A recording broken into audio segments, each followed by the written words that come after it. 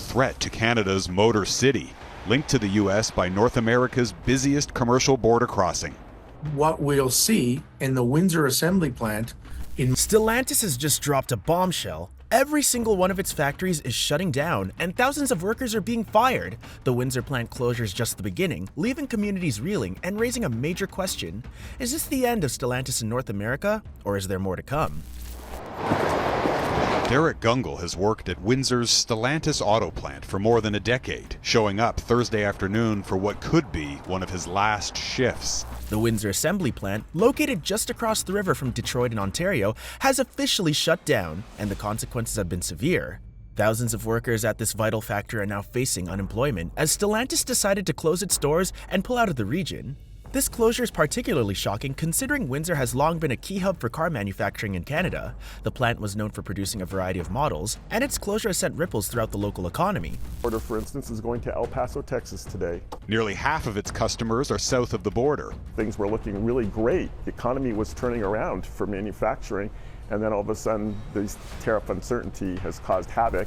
Local businesses are feeling the pinch as well, as the influx of workers who once relied on the plant for their livelihood are now without jobs. From restaurants to small shops, the Windsor economy has depended heavily on the income from Stellantis employees.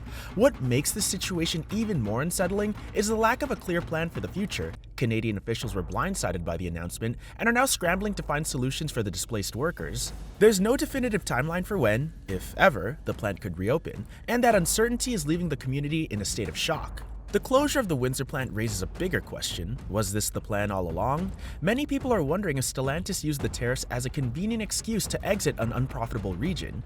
For years, the company promised to invest in North America, pledging to maintain and even expand production in the United States and Canada. These promises, however, now feel like empty rhetoric. While they claim to be committed to creating jobs and bolstering their presence in North America, their actions tell a different story. a whole bunch of slowdowns or stoppages on both sides of the border.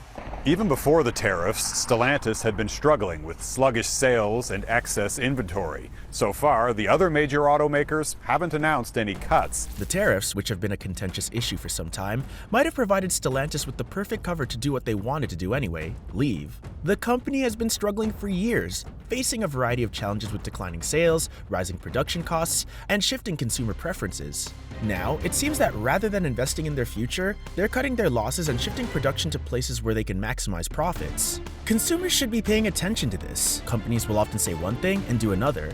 They might promise to stick around and invest in local economies, but when the going gets tough, they often abandon these promises. It's essential to look at what companies are doing, not just the words they say.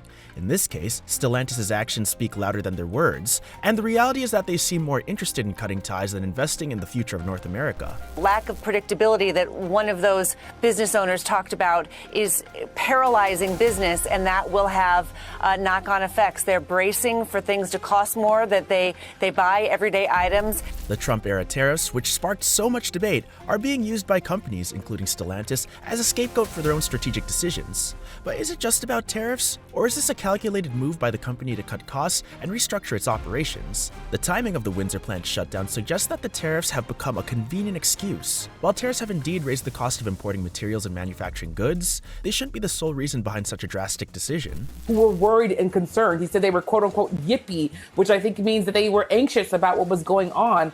We also know that the president promised the American people that he was going to lower costs of living, even though he also talked about instituting tariffs. But there are a lot of Americans who are wondering whether or not this is going to be something that they can continue to really deal with and navigate. Stellantis may be using the tariffs as a way to save face. By blaming external factors like tariffs, the company can shift the focus away from its own mismanagement and declining sales. Instead of addressing the real issues, declining vehicle sales, poor consumer trust, and mounting production costs, they use geopolitics as a shield.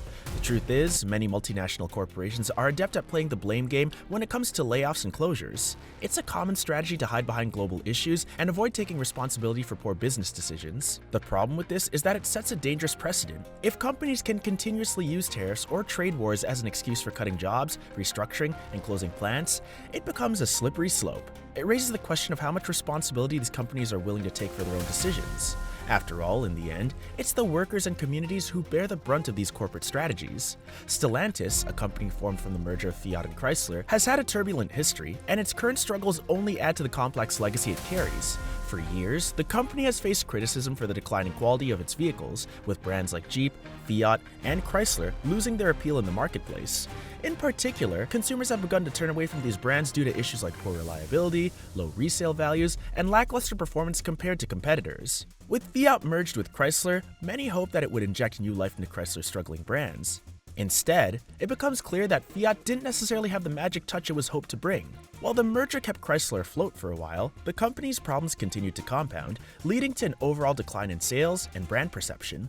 The Jeep lineup, once a symbol of rugged American toughness, has been increasingly criticized for its reliability issues, while Fiat has always struggled to make a significant mark in the US market. But the problems don't end with the vehicles themselves. Stellantis has also been slow to adapt to shifting consumer preferences, particularly when it comes to electric vehicles. The company has made some strides in the EV market, but its vehicles have failed to capture the public's interest the way other brands like Tesla or Ford have. As a result, Stellantis finds itself in a precarious position, caught between trying to manage legacy brands that are in decline and attempting to pivot toward a future that's already being dominated by competitors. With the recent closures of Stellantis' Windsor plant, these are growing concerns about the future of the company's operations in North America. For years, Stellantis has promised to invest in the region, but its latest move raises the question, is this the beginning of the end for Stellantis in North America? The reality is that the company's European parent may no longer see the North American market as profitable enough to justify further investment. Over the past few years, Stellantis has been dealing with a variety of challenges, from rising production costs to declining sales across many of its brands. The company's decision to shut down the Windsor plant is just the latest sign that it might be pulling back from North America. While Stellantis has previously talked about focusing on the US and Canadian markets, it seems that their strategy may be shifting towards areas where they can operate more cost-effectively or where their vehicles are more popular. If this move is any indication, we could see more factory closures in the future. The Windsor closure could be a trial run, with other US locations possibly facing similar fates. The question now is whether Stellantis will continue to invest in North America, or if it will eventually decide to cut its losses and withdraw from the region entirely.